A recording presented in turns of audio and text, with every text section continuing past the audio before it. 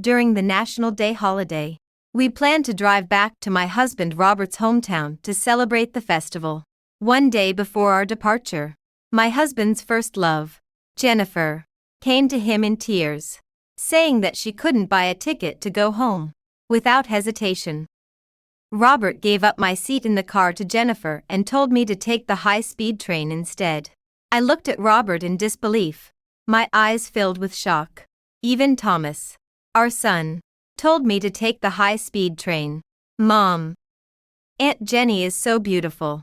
How could you bear to let her squeeze onto the high-speed train? I stopped arguing and booked a high-speed train ticket right in front of them. However, I was going back to my own home. I didn't want this biased husband or this ungrateful son anymore. After hanging up the phone, Robert straightforwardly told me, "Elizabeth, Jennifer also wants to go back to the village for the festival. Our car is full, so you can buy a high-speed train ticket and go back by train." I paused while packing my things and looked at Robert in confusion. "What do you mean?" Thinking I didn't hear clearly, Robert impatiently repeated, "My car can only seat 5 people, with Jennifer on board. It'll be full. It's the same for you to take the high-speed train." Jennifer was Robert's childhood friend. If Jennifer hadn't married someone else back then, Robert wouldn't have been so heartbroken and chosen to marry me, someone who had secretly loved him for years. I thought that over time, I could gradually reduce Jennifer's position in his heart. Unfortunately, everything changed since Jennifer returned to Fuching after her divorce. I gave a self-deprecating smile and confirmed again. "You want me to take the high-speed train?" Robert was confused. "What's the problem?" Instead of getting angry, I smiled calmly and questioned him. "Have you forgotten who is the wife on your marriage certificate?" Robert angrily slapped the table and looked at me unhappily. "Elizabeth, what are you talking about? It's just asking you to take the high-speed train back to your hometown. Are you some kind of rich young lady or a noblewoman? Are you so aggrieved by taking the high-speed train? Others can take it. Why can't you?" Guilty people always tend to bluff. This wasn't the first time Robert had yelled at me for Jennifer's sake. At this moment, looking at Robert, who was using anger to cover up his nervousness, all I felt was disappointment. It seemed that all my past flattery and compromises towards him had suddenly vanished into thin air. I put down the clothes I had just packed and said calmly, "Okay then. I won't go back. Have a good time." Robert was obviously stunned when he heard my words. After a moment of hesitation, he softened his tone. "Elizabeth, Jennifer's health has always been poor. The high-speed train is a bit stuffy. Our parents are old, and Thomas is still young. So, you have to take the high-speed train. You're so reasonable. You must understand me. Moreover, the high-speed train doesn't get stuck in traffic. You can go back earlier to clean up the old house. It's a win-win situation." Robert thoughtfully considered Jennifer's poor health and the comfort of the whole family, but he left me out of his concern. The last part about me cleaning the house was the real point. At this moment, all my obsession with Robert disappeared. Since there's no place for me, why should I go? Seeing my firm attitude, Robert lost his good temper. "What are you up to now? We've already agreed to go back to the hometown with our parents to pay respects to our ancestors. As a daughter-in-law, you can't just say you won't go. Where will you let me put my face?" I looked at him speechlessly. "Didn't you drive me away? Why are you blaming me now?" At this time, Thomas heard Robert's question. He ran up to me cutely, looked down, and asked, "Mom, aren't you going back to the hometown with us? Then who will cook for me?" Hearing Thomas say this, Robert thought it was reasonable. "Do you want our son to go hungry?" It turned out that in Robert and Thomas' hearts, I was just a cooking tool. I could only give a bitter smile, then let Jennifer take the high-speed train, just as Robert was about to refute me. 5-year-old Thomas interrupted. "Mom, Aunt Jenny is so beautiful. How could you bear to let her squeeze onto the high-speed train?" I looked at Thomas' matter-of-fact answer in disbelief. My face turned pale. and it felt like my chest was being tightened. Without thinking, I grabbed Thomas and spanked his bottom. "Do you still know who your mom is?" Thomas cried loudly. "You're a bad mom. I don't want you to be my mom. You only force me to study all day. I like Jennifer Young, and I want Jennifer Young to be my mom." Hearing my son's disdain, I paused. At that moment, my heart broke. Robert Johnson swiftly snatched the child from my hands, glaring at me reproachfully. "He's just a kid. Why are you taking it out on him? It's just asking you to take the high-speed rail. Why are you making such a big deal out of it?" Thomas Johnson, emboldened by Robert Johnson's support, grew braver. "You're a bad mom. I don't want to ride back with you. Jennifer said she bought me lots of snacks for the road. You're just a haggard woman. You should be the one taking the high-speed rail." Robert tried to cover Thomas' mouth but was too late. He hurriedly explained. "Thomas is still a child.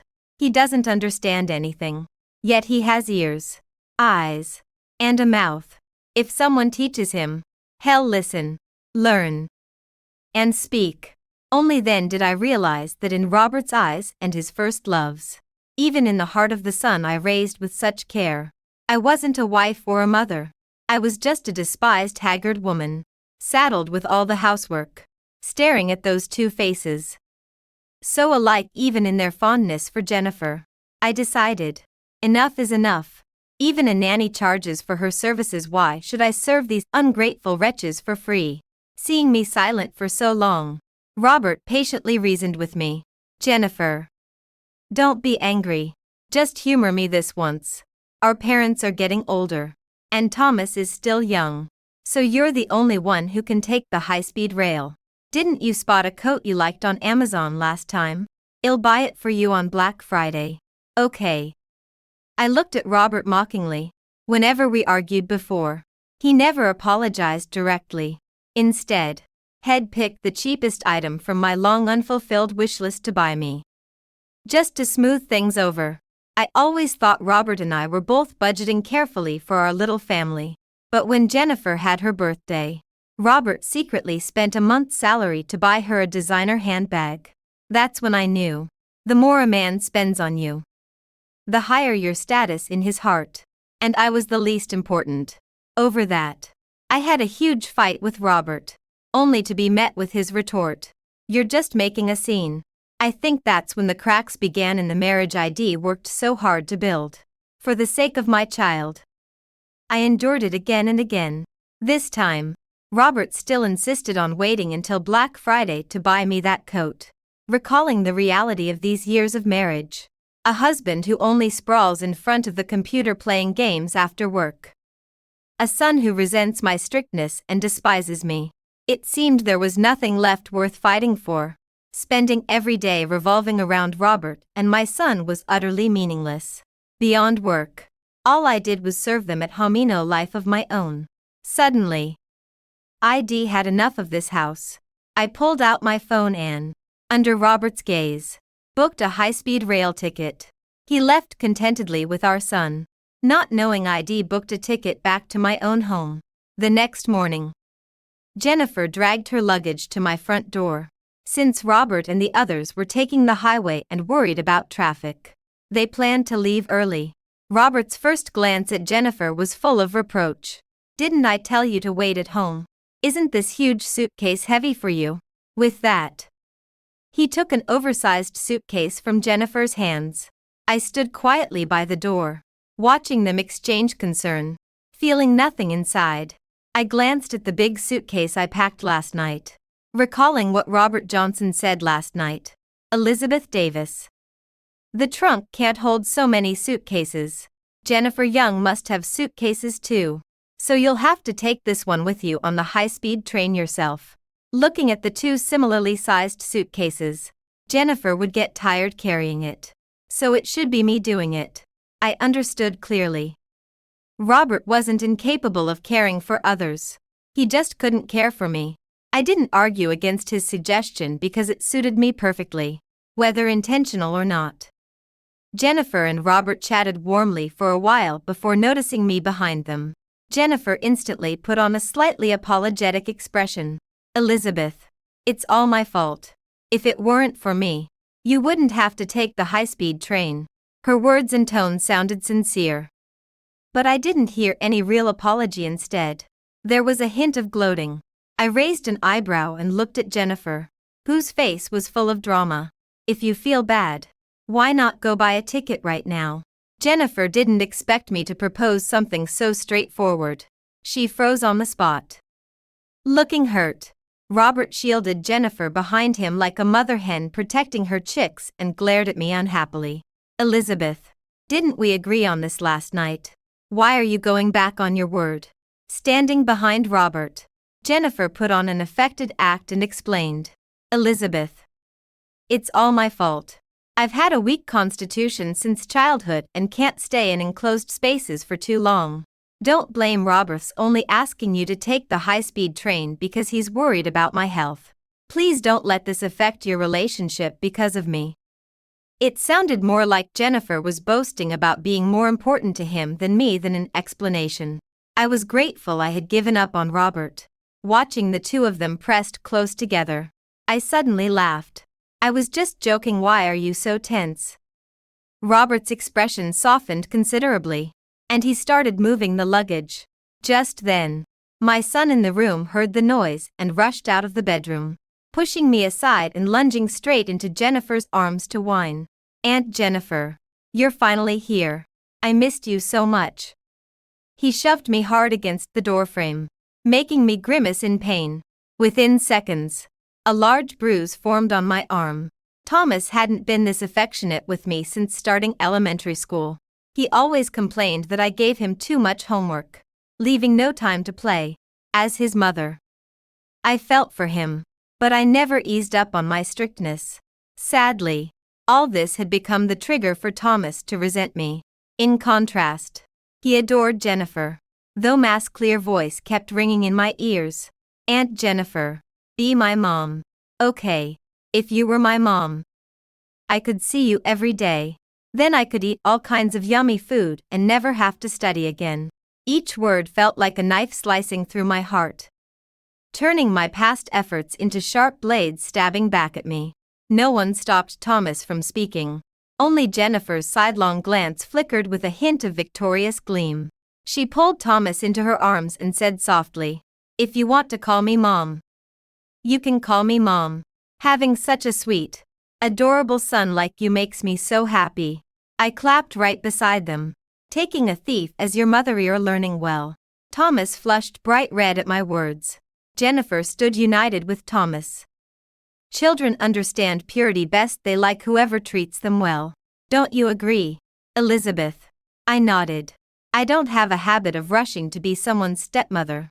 Jennifer stomped her foot angrily, glanced at Robert just stepping out of the elevator, and shouted at me. Elizabeth, I just kindly reminded you to care more for Thomas. How can you slander me like this? Robert glared at me unhappily, about to defend Jennifer. I slammed the divorce papers onto him with a loud smack. I'm letting you two bastards be together. I waved my sleeve, picked up my big suitcase, and walked away coolly. My family home was closer to Fuching, just an hour away by high-speed train. My parents were overjoyed to see me. For all these years, no matter the holiday size, Robert had insisted we spend them with the Johnson family. I'm used to giving in, so I let him have his way. I guess it's all my own doing. My parents looked behind me, but there was no one there. I forced a smile. They didn't say a word. They took the suitcase from my hand and happily led me inside. I didn't cry when I was ignored by Robert. I didn't cry when I was disliked by my son, Thomas. However, now that my parents still love me as always, my eyes feel a bit sore. It's so nice that I still have a home to go back to. Once again, I'm spoiled like a little princess by my family. Just as I was lying on the comfortable sofa, munching on sunflower seeds, I received a call from Robert. Apparently, he didn't take the divorce agreement seriously at all. As soon as I picked up the phone, Robert started giving me a series of orders. Elizabeth, we're almost at the highway exit. We'll be off the highway soon. You can start preparing the meals. Mom and Dad are hungry. I didn't say a word. By the way, clean up the old house. It hasn't been occupied for a long time. So there must be a lot of dust. You know Mom and Dad are very clean. Too much dust is bad for the old and the kids. Also, Jenny sneezes non-stop as soon as she smells dust. You must clean it up thoroughly. I cracked another sunflower seed and continued listening. Hearing about dinner. Thomas excitedly said, I want to eat braised lion's head. After that, he didn't forget to ask what Dad, Grandpa, Grandma, and Jennifer wanted to eat. He didn't even ask about Mom. Everyone happily praised Thomas for being so sensible and relayed their requests to me word for word, asking me to prepare well. Even Jennifer said sarcastically, These things will trouble you, Elizabeth. Robert replied indifferently beside her. Elizabeth is used to doing these things. It's not a trouble. We're all family. Jenny, you don't have to be polite. Who's family with you? I thought. If it weren't for cleaning the house, cooking, and doing odd jobs, Robert wouldn't have reluctantly let me go back with them. I smiled self-mockingly and wasn't angry at all. Instead, I readily agreed. Okay, just dream on. You can have everything in your dreams. Robert hung up the phone satisfied after hearing my reply. I continued lying on the sofa, munching on sunflower seeds, recalling the little details of how I fell in love with Robert. Now, those memories seem to have become blurry. The once glorious young man now only has an unkempt belly and the smell of an old man. How tiresome. The smell of the food from the kitchen made me a bit hungry. My parents told me that they had made all my favorite dishes. At this moment, no one was urging me to cook, clean, or do the laundry. Only the delicious and colorful food on the table was waiting for me to enjoy. After a big meal, I rubbed my full belly and leisurely lay on the sofa watching TV. The phone rang crazily. I glanced at the caller ID, promptly hung up, and turned off the phone. This smooth set of actions left Robert stunned. After I turned off the phone, Robert couldn't contact me at all. I had been back there with him before. That town is so small that any little thing becomes common knowledge. It's not hard to imagine how funny it would be for the Johnson family to become the talk of the town. Sure enough, it spread like wildfire the next day. It said that the whole family was standing blankly in front of the dark old house.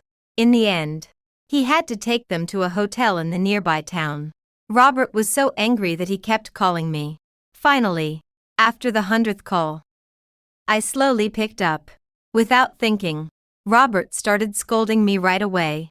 Elizabeth, what's wrong with you? Didn't I tell you to come back early to clean the house? Where are you?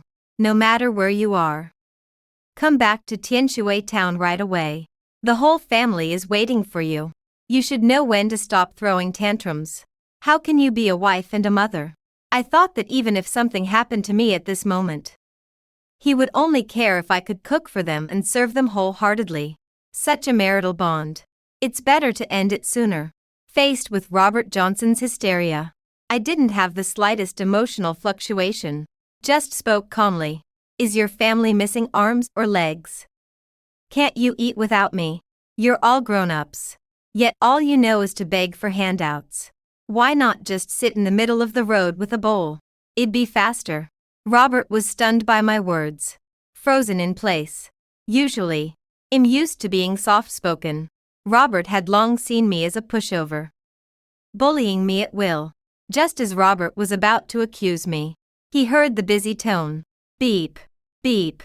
Furious, Robert stomped his feet in the yard. So he called me again. I answered impatiently. What else? Robert was choked by my words, and blurted out. Elizabeth Davis, are you coming over or not? Are you crazy or what? How am I supposed to get there? By cannon or by rocket? Robert didn't care and threatened directly. Fine. If you don't come, well, get a divorce. I almost spat out my water. Divorce. I couldn't ask for more. In the past, I treated him like a treasure. Divorce might have upset me.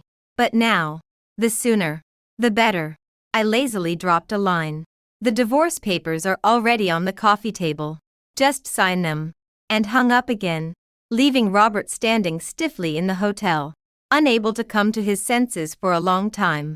In the hotel, Mr. and Mrs. Johnson were still urging to eat. Thomas Johnson wanted to watch cartoons. And Jennifer Young was putting on her makeup beautifully. For the first time, Robert felt annoyed. And he blamed it all on me. During the next few days of the holiday, all the chores were handled by Robert alone. Mr. and Mrs. Johnson are old. Robert had to be considerate. Jennifer is his darling. Robert couldn't bear to let her do anything. Thomas is still young. Can't do anything. After all the calculations, he was the only one who could work. And during these 7 days of holiday, others were enjoying leisurely times. Only Robert was buying groceries, cooking, cleaning, and accompanying Jennifer to shop and buy things. During this time, Robert kept waiting for my apology call. Sadly, by the last day, he still hadn't received it. Meanwhile, I comfortably enjoyed a happy holiday at home. I even gained several pounds. On the last day of the holiday, I seriously told my parents I planned to take the civil service exam in our city. My parents were very happy to hear that. They didn't pry into details, just silently supported me from behind. I figured it out. Rather than serving in-laws with no blood relation, it's better to treat my own parents well. Before the holiday ended, I had already found a house online. The first thing after returning was to move. Unexpectedly, I ran into a tired-looking Robert. When he saw me, he was clearly stunned for a moment. Subconsciously, he wanted to get angry, but he swallowed it back forcefully, his tone returning to its usual coldness. Elizabeth, this time I won't blame you. I looked at him with a question mark on my face. Next time, don't do something so childish. You have no idea how we've been getting through these past few days. Mom and Dad were furious. Find some time to apologize to Mom and Dad. My face was full of confusion as soon as those words were spoken. Thomas Johnson imitated Robert Johnson's manner and started complaining to me. Mom, you're so irresponsible. How could you abandon me, Dad, and grandparents to go off and have fun alone? Luckily, Jennifer has been ordering takeout for us these past few days, or we would have starved. Mom, I'm your own son. How could you be so heartless? For the first time, I deeply understood how men could be confident to such an extreme. Robert still thought I was throwing a tantrum and let Thomas vent his dissatisfaction at me. Unfortunately, they meant less to me now than strangers. So why would I care? Looking at Thomas' innocent face, I had lost all patience. You can find someone else to be your mom. I don't mind. A flicker of panic appeared in Thomas' eyes. I didn't want to deal with them anymore and was about to leave with my packed clothes when Robert finally noticed something was wrong. What are you doing? I rolled my eyes. Had he forgotten what I said just a couple of days ago? Then it dawned on me. Robert didn't even care about me as a person. So why would he care about what I said? Still, I didn't mind reminding him. The divorce papers are on the coffee table. Sign them if there are no issues. Without thinking, Robert grabbed my arm. But I cut him off before he could speak. Oh, and by the way, I'm giving you custody of your precious little one. I don't want it. Thomas stared at me wide-eyed. Robert sighed helplessly. Elizabeth Davis, isn't it enough that you've been making a fuss over such a small thing for days? Not only have you been giving me the cold shoulder, but you've also upset Mom and Dad. And I haven't said a word about it. I'm exhausted enough every day. Could you please stop being so unreasonable? Do you have to tear this family apart to be happy? I smiled faintly, feeling like it was a case of the pot calling the kettle black. Isn't it better that I make room for your dear Jennifer Young? Enough. You're utterly impossible. Any mention of Jennifer always made Robert furious. I looked at the two of them, father and son carved from the same mold, and demanded, Was it me who spent every day hanging out with my first love and never coming home? Was it me who bought tens of thousands of dollars worth of bags for my first love, leaving the household struggling to make ends meet and forcing us to scrimp and save? Then, turning to Thomas. And was it me who let an outsider buy you all kinds of junk food, turning you into this chubby mess? Do you think you were born with a silver spoon and can just coast along? If you don't study now, will you end up begging when you grow up? You too, father and son, have taken every advantage. Wanting to have your cake and eat it too, how delusional. With that, I walked off without looking back, carrying my luggage, leaving the two of them standing pale-faced at the door, battered by the wind. Back at the rental apartment, I tidied up a bit and immediately fell asleep. I thought the unfamiliar surroundings might make me a little uncomfortable, but instead, I slept soundly straight through to the next morning. The alarm went off at 6:30 sharp. Muscle memory woke me from bed, and I mechanically started to get up to make breakfast for Thomas. But as I sat on the edge of the bed, I remembered there was no Robert, and no Thomas here. I just flopped back down into the warm covers for more sleep. Suddenly, I realized how comfortable life was without having to serve others. I could even sleep an extra hour. Meanwhile, without my care, the father and son were in total chaos. My phone rang at the worst possible time, and Robert's impatient voice came through. "Where's Thomas' breakfast? Make it yourself." "Then where's his school uniform?" "In the closet." "Which way to his school?" "With so many things to do, I don't have time to take him." Through the receiver, I could hear Thomas' intermittent complaints. "Dad, I can't drink milk. This school uniform is worn wrong." Finally, there was a roar from Robert Johnson. "You're grown up. Can't you dress yourself?" I didn't care if they were in a complete mess. I just hung up the phone and blocked him. In the past, I took care of everything about Thomas: eating, going to school, doing homework. Robert just needed to comfortably have a well-behaved son. It's time for Robert to experience this kind of life. After a few days, Robert couldn't stand it anymore. But there was nothing he could do. Jennifer offered to help. She took Thomas to KFC in the morning and bought him snacks at night. They had a really good time, and I devoted all my energy to work. I finished my work during the day and studied the exam materials hard at night. I was Emily busy but also very happy. Suddenly, I found that life without a husband and a child was extremely carefree. I no longer had to worry about what to cook for the two of them at night. Ordering takeout could solve the problem. I also didn't have to tutor Thomas' homework until the wee hours. All the time at night belonged to me, and I could do whatever I wanted. But I hadn't been happy for a few days when I received a strange call. It was Robert calling from a colleague's phone. He told me, "Thomas has been sent to the hospital because he had a bad stomach." When I arrived at the hospital, everyone was there. The moment my mother-in-law saw me, she started to scold me. "How do you take care of the child as a mother? You've sent my dear grandson to the hospital. Our son is in the hospital. Where were you? We had to trouble Jenny to send him here." My son also complained aggrievedly beside.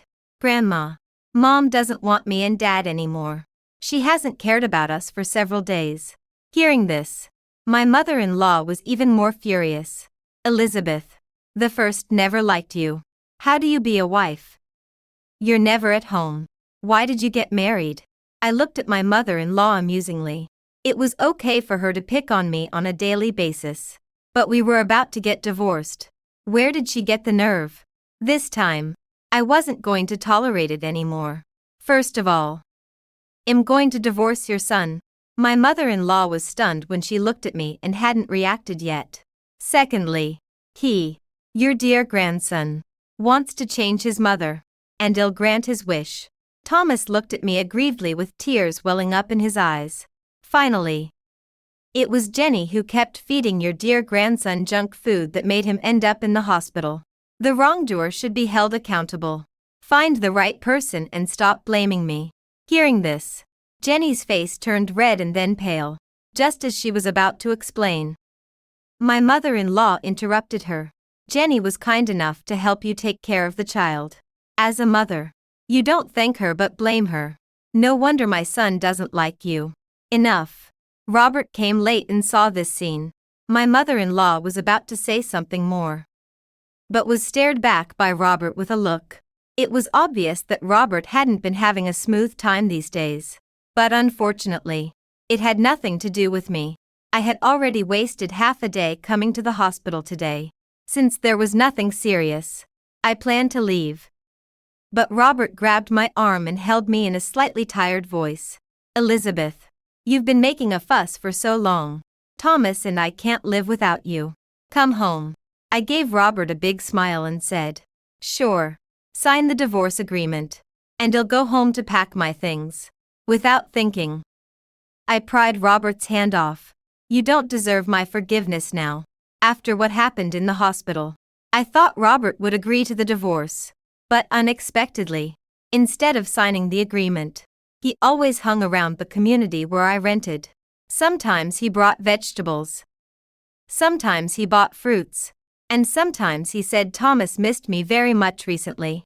I rolled my eyes speechlessly, looking at Robert holding a lot of things in his hands. I said helplessly, what on earth do you want to do? Seeing that I finally acknowledged him, Robert Johnson was overjoyed. Elizabeth, the first no, I was wrong before. Can you forgive me? Thomas needs his mother. Let's start over. What about your Jennifer Young? Robert immediately pledged his loyalty. She's gone. I cut all contact. He pulled out his phone. See.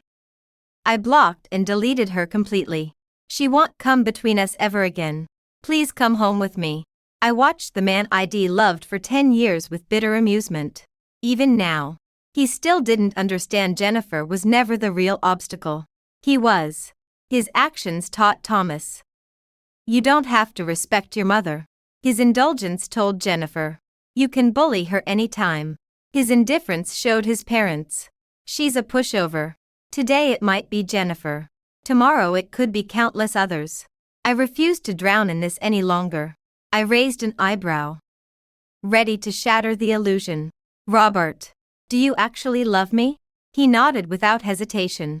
Then what's my favorite dish? Any food allergies? What was the TV show I binge-watched last month? What's my signature perfume brand? Robert stood frozen, unable to answer a single question. You claim to love me, yet know nothing about me. I can learn. Give me another chance. I smiled silently. Love isn't a lesson, a truth Robert would never grasp. Time to be brutally honest. Do you love me? Or do you just need a free Livian maid? He stayed silent. Bingo. You want someone to cook, clean, and care for your whole family while soothing your tantrums. You don't want a wife or partner, just a tool. I played that role willingly for a decade because I loved you.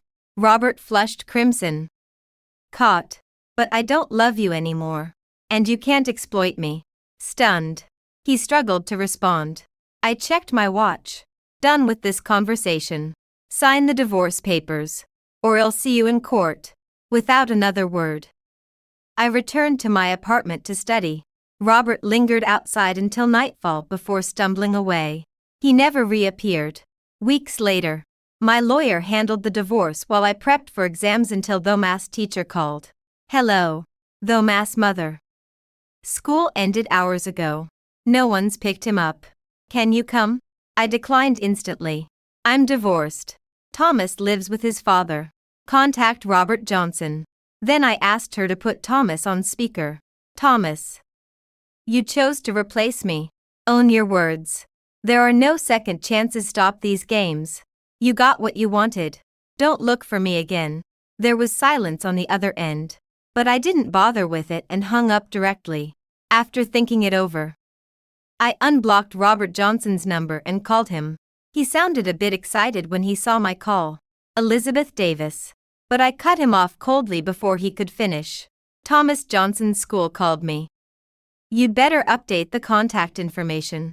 Robert finally realized and told me his parents had been helping with childcare during this time. I simply gave a and hung up. Previously, when I worked overtime a lot. I would also send Thomas to his grandparents and ask them to look after him. In the end, all I got was a complaint about disturbing their retirement. So after that, we only took Thomas to visit his grandparents on weekends when they weren't busy. This time, Jennifer was rehearsing for square dancing and simply forgot Thomas at school. Not long after, I received a call from the lawyer. On the day of the divorce proceedings, I saw Robert and Thomas again. Both had lost a lot of weight. Robert gave a tired smile when he saw me. Elizabeth. We've been married for 7 years. Do we really have to go this far? Even Thomas looked at me pitifully. Mom, don't you want me anymore? I glanced at them and said nothing, signing the confirmation paper without hesitation. Robert tried to beg for forgiveness. Elizabeth. I'll change. Okay. I'll fix everything you dislike. I gently pushed Robert's hand away. When I gave you my heart, you stabbed me in the back. Do you really want me back? No. Robert just wants me back to be his 24-hour nanny. And Thomas only wants a maid to serve him because of his grandparents' neglect. Anyone could fill that role, but I'm the cheapest option. Watching their pleading eyes, I smiled and walked away without a shred of nostalgia. The civil servant job offer came through quickly, and my colleagues were happy for me. After finishing my handover, I packed my bags and started the journey home. Originally, I stayed in Fuching for Robert. Now, I chose to leave for myself. My parents cheerfully came to welcome me, but as soon as I got home, Robert called. His voice was hoarse. Tom is gone. I listened in disbelief to Robert's sobs. Apparently, Jennifer locked Thomas in the house to go square dancing. A fire suddenly broke out in the neighbor's house, and Thomas couldn't escape. He jumped from the upper floor and broke his leg. This added to the chaos of the Johnson family. I gave a faint and hung up. Apart from mass child support, which I'll transfer to Robert's account on time as required by law, nothing else concerns me. I am just myself. No longer called someone's wife or someone's mother. From now on, I live only for myself.